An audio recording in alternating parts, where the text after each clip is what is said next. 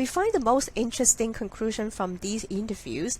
We identified the interrelationships among these psychosocial hazards. So psychosocial hazards, they do not just stand alone by itself. They are all interrelated, and there would be cascading effect. If one happens, and it would trigger the other psychosocial hazards as well.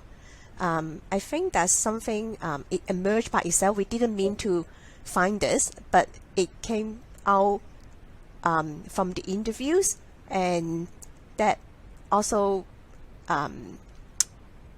comes as the foundation of our next step to develop a quantitative mathematical model, which we realized, okay, these psychosocial hazards, they are so interrelated.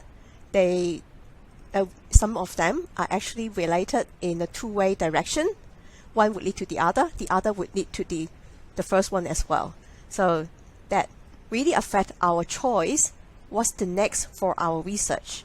So what's the modeling or statistical analysis that can shoot this scenario?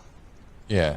That has really significant implications, I think, to how psychosocial risk assessment is done within organisations at the moment. And I think I've been saying this for a while, but again, it's nice to have some research to back up what I've been saying, is that I guess the normal approach that organisations might take in doing a physical hazard risk assessment, in putting a line item on a risk matrix and assessing likelihood and consequence, applying controls to that single hazard, that's not really going to work for psychosocial hazards because of that interaction that's going on there. So that type of a model of using that normal risk matrix in the way that it's traditionally been used isn't appropriate for psychosocial hazard risk assessment. Yeah, absolutely agree.